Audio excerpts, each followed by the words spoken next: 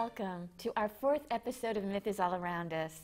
My name is Maggie Mendenhall, and I am your host as we discuss mythic stories and characters and discover where these same themes are reflected in our community. Here, in the Myth Cafe, we are mythologists investigating sacred narratives. The sacred narrative we are discussing in this episode is that of the Islamic faith, which I feel compelled to explore in light of the current politicization of its tenets, both from within and from the outside. To do so, I invited as my guest the most knowledgeable and compassionate person I know in the field, Dr. Zaman Stanizai. Dr. Stanizai earned his doctorate in political science from USC and his master's in linguistics from the University of Washington. As a Fulbright scholar, he has worked in Indo-Iranian languages, and his postdoctoral studies have been in Islamic mysticism and depth and sacred psychology. Currently, Dr. Stanizai is a professor of mythological studies at Pacifica Graduate Institute and teaches political science at California State University, Dominguez Hills. He has lectured widely on Islamic contributions to world civilization, and in his peace advocacy, Dr. Stanizai addresses the prevalence of archetypal warrior culture and pursues a pacifist stream of consciousness that can be best summed up by this: build tomorrow's bridges from the bricks of yesterday's walls of separation, span them across the murky waters of cultural relativism to see yourself in the other, on the other side. Thank you, Zaman. I really appreciate you being here today. Thank you for inviting me. And speaking on this topic that, for lack of a better word, is foreign to many of us in the West, the other. Mm-hmm. And now, to begin this, I know you studied Islamic mysticism. Can you explain to us what that means, or how that is understood different than mysticism in the, for lack of a better term, Western world? I think the greatest myth about myth is that it's a myth, but it's not a myth. It's a reality that has its own dimensions, in spiritual terms, of course. And Islamic mysticism has a long history that goes parallel with its dogmatic tradition. Unlike most other religious traditions where the mystical tradition sort of weaves in and out throughout the course of history. In Islamic tradition, the mystical tradition and the dogmatic religious tradition, or the organized religion, go parallel, hand in hand, throughout its entire history. So I think that's a positive thing, because there is a complementarity and competitiveness, and it provides its believers to switch from one to the other as they please, so to say. Yeah. That's much different than what it seems like from the outside. It is, and in a way, I mean, speaking in terms of the current situation, I think, even in the Muslim world, the mystical tradition right now is sort of eclipsed by the ugly political reality, which is unfortunate, but I'm sure it's going to pass. And there's also a difference between the mysticism and the dogmatic. That is, of course, with every tradition, is that in the dogmatic, you often go to what is considered the strictly religious part. And in my view, the problem with religion is its religiosity, which is a state of mind that is closed to alternatives.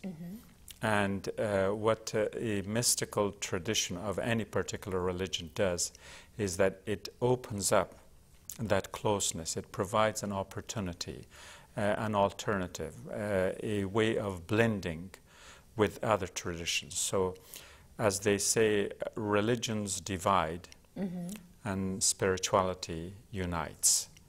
And so the common ground among most spiritual traditions and mystical tradition is that they emphasize the commonality as they all seek the one divine.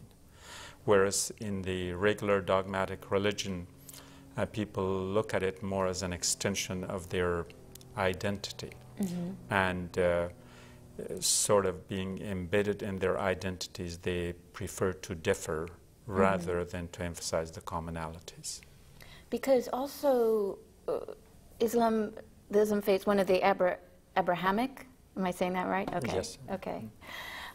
Religions, it is very inclusive, whereas some of the other religions are maybe not so much? Or am I misunderstanding? Ideally, that is the case. If we had to make a comparison, Islam is Judaism that has been universalized. In other words, it's not within the tribal or ethnic boundaries. Islam is Christianity without the Trinity. So in that case, Islam shares those two elements of both Judaism and Christianity. And so in that sense, Islam is not necessarily a new religion, but a continuation of the same old religion, as we could say, or the monotheistic tradition of the Middle East. And I know also, as with Judaism and Christianity, there's a book. Could you explain a little how that is a little different than the Bible, so to speak? The scripture of Islam is the Quran. And the way it is different is that it is God speaking in the first person to humanity directly. And in order not to identify the divine with any one particular gender, person, or number, the pronouns for the divine switch all the time. But the greatest virtue of the Quran is that as it was revealed, it was recorded on the spot. And because of that, its authenticity is not being questioned. And so the whole collection of the revelations, which constitutes the Quran, it may not have the cohesion and coherence of a well-planned book, so to say, because it was not written, say, like in one sitting. It was not revealed in one situation, but it was revealed, as time went on and as situations demanded, and therefore the authenticity is its greatest virtue, and the coherence of it may throw off people who are not familiar with the book because it doesn't have a narrative. And it builds upon the narrative of Judaism and Christianity in a way, more as a point of reference rather than authenticating one or the other. I see, but there is a narrative about the creation of the Quran, correct? Well, the creation, there are two narratives similar again to the Judeo-Christian tradition, with the difference being that in the narrative of creation, if there is any equivalent of what we understand from a Christian perspective as the original sin, there's no such a thing in Islam. Wow. That Iblis or Lucifer, who disobeyed God, got his own punishment, and that may be considered as an original sin. But as far as a human and the divine relationship is concerned, there is no original sin. The second narrative is that of the Garden of Eden, where Adam, as the androgynous entity, including both the male and the female, enters the garden. And the Quran clearly specifies that this is for Adam and its spouse. And so they're both gender-free in that sense. So it does not establish the supremacy of the male or the female. And then when the issue of the quote-unquote forbidden fruit comes up, they both eat from it, and again, no blame is put on any one particular person. And they both repent, and the Arabic language allows for, in addition to singular plural, it allows for a dual form. And so they speak in the dual form to the divine. O God Almighty, we did it unto ourselves. Forgive us. And so that, in a sense, is the end of that narrative. So the Garden of Eden narrative will be different from the Judeo-Christian in that there's no supremacy of the gender, there's no blaming of the female, and in fact the Quran doesn't even have Eve in the narrative. It's Adam and its spouse, and the spouse is gender neutral, so you can interpret it whichever way you want. Wow. So then, and again, this is coming from a place of, most of us don't have the education in it. When we see what seems, and again, this is from a woman's point of view, that there's males have been interpreting this a bit differently, but that's not what's actually in the book.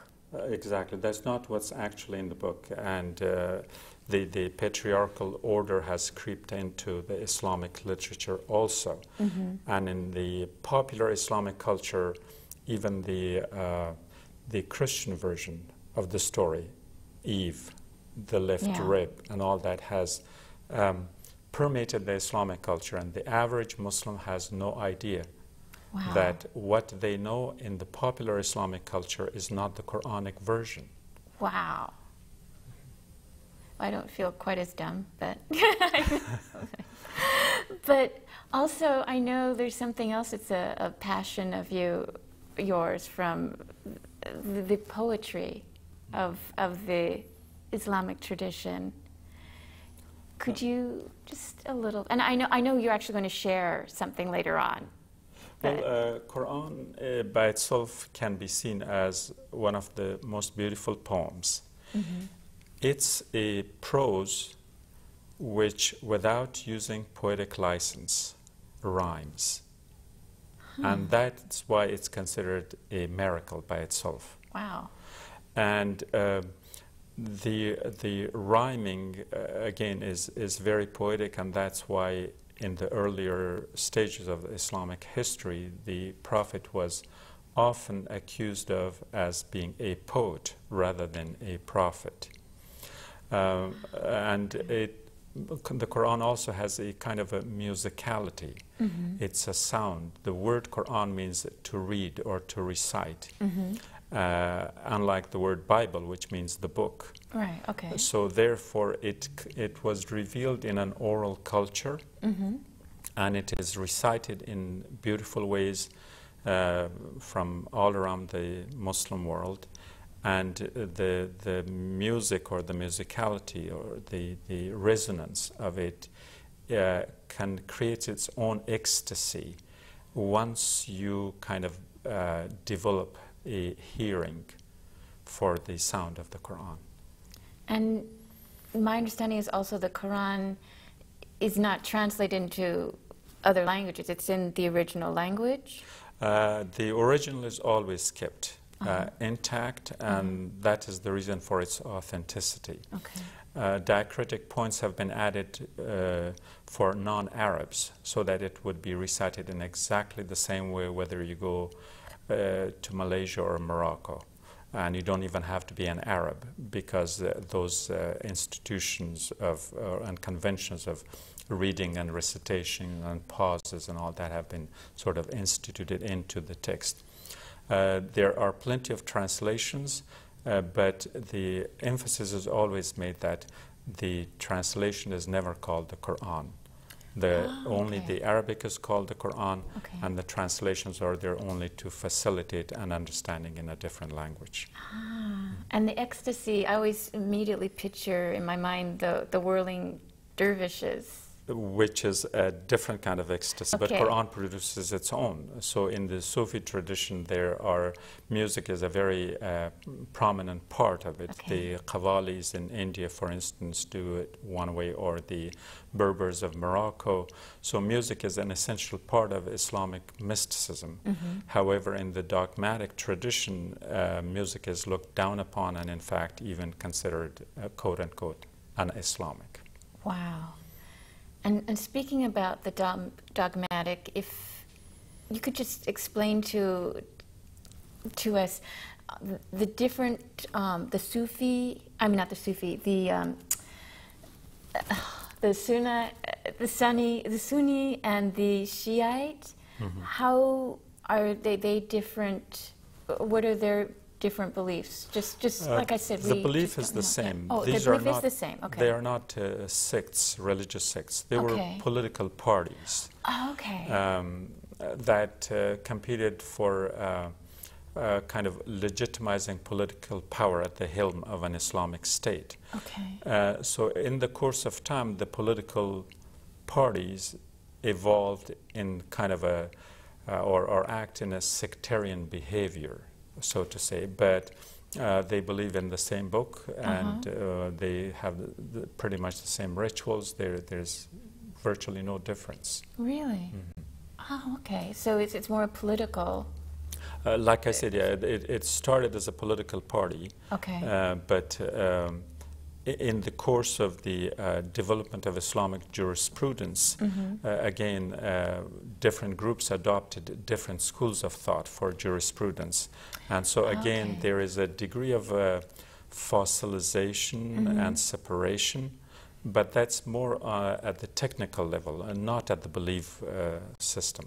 So would that be more like the interpretation of the word? Yeah, it will be the interpretations, like whether a particular issue had to be understood from, say, a reasonable and rational point of view, or based on the existence of certain traditions of the Prophet, or certain sayings or customs of the early Islamic state, and so on and so forth. So they would be picking and choosing on that. So the various jurists would give their own kind of legal statements, also known as fatwa, based on their particular understanding and their take on what factors to include in their legal decisions.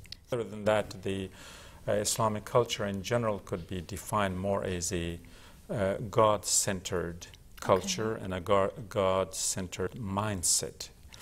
And the way to compare that with with the Western Christianity as opposed to the Islam of the East is that in the West, the culture is more individualistic, and it's a human-centered mindset. Under ideal circumstances, the Muslims would look upon this as a flaw.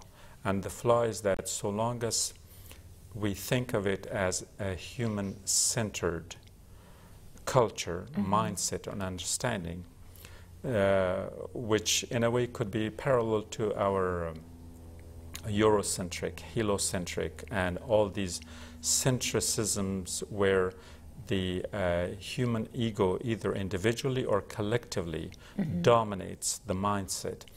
And in that, once you are the center of things, everything else becomes the other. And this other is often dealt with in the context of the opponent, the adversary, the enemy, the competition, depending on whether you deal with it economically, politically, or socially. Whereas in the Islamic mystical thought, the mindset is God-centered. And God is to be understood not necessarily as an entity separate from us or from nature or from the whole creation, but rather God is a totality, a wholeness that does not exclude anything. And in that sense, when God is the center, there is no other. We humans operate within the periphery, but because the human heart works as a mirror that reflects the divine image, therefore that God becomes the God within. And so therefore Muslims would look at God as both transcendent in its totality, but also as an immanent within the human heart as the divine beloved. And so therefore God is within and without, and there is no place without God, and God is everywhere. And so in this kind of a thing, mindset, God is the energy that empowers all existence.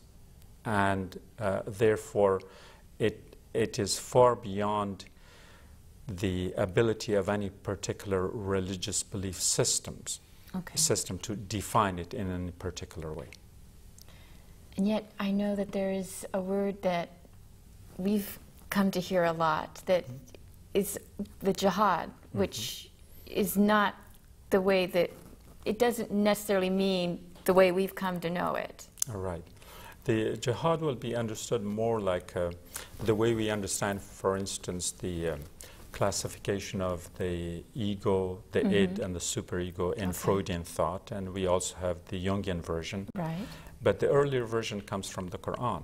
So Quran gives its own classification of the ego and the self, and its 5 stages in evolutionary step-by-step way.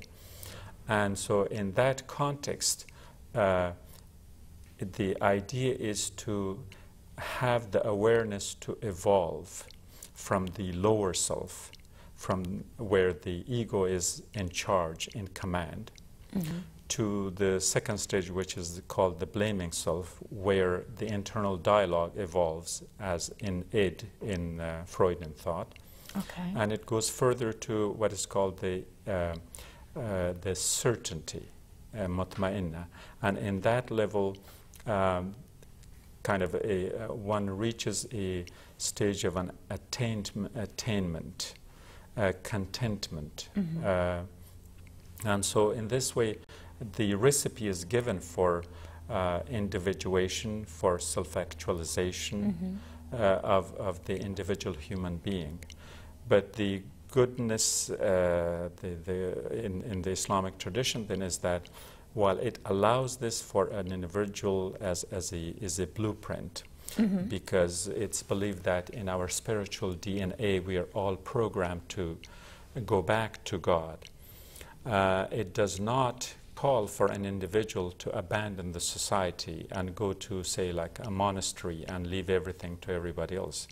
So an Islamic spiritualist or a mystic or a Sufi is believed to be in this world but not of this world. So in that sense, you can carry on with your life in a way that nobody would know that you're a Sufi. So you can carry about your business, your school, your work, and you don't have to kind of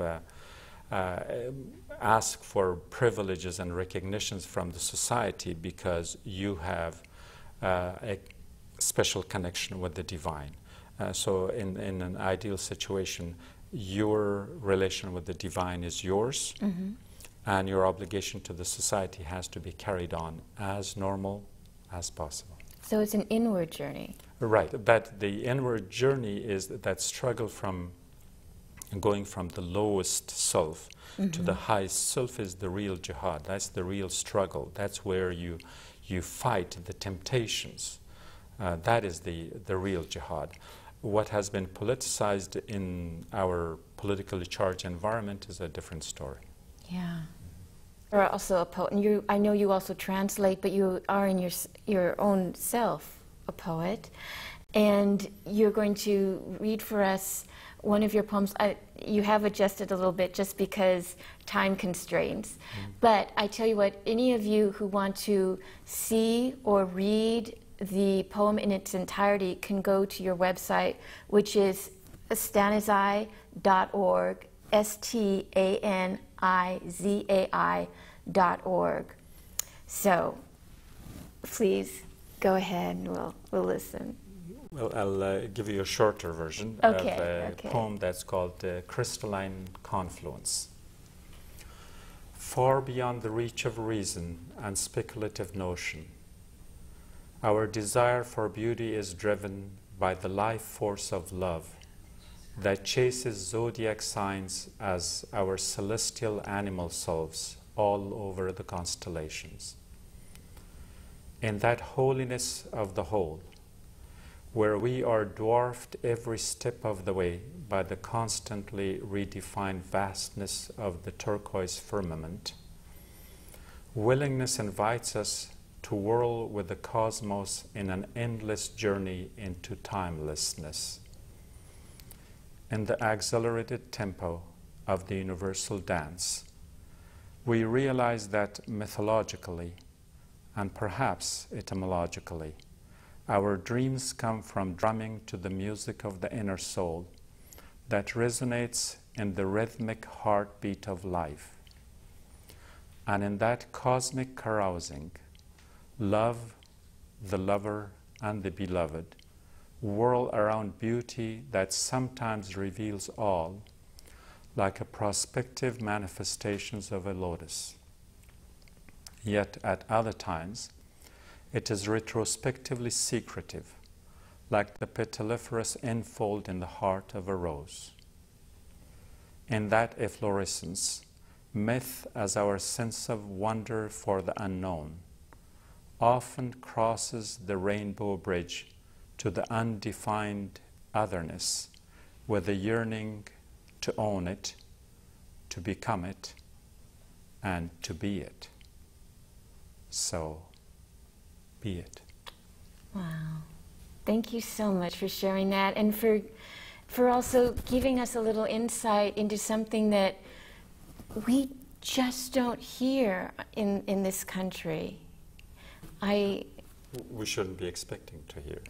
Well, because here the individualism is the dominant mindset, and so the collective is usually pushed aside.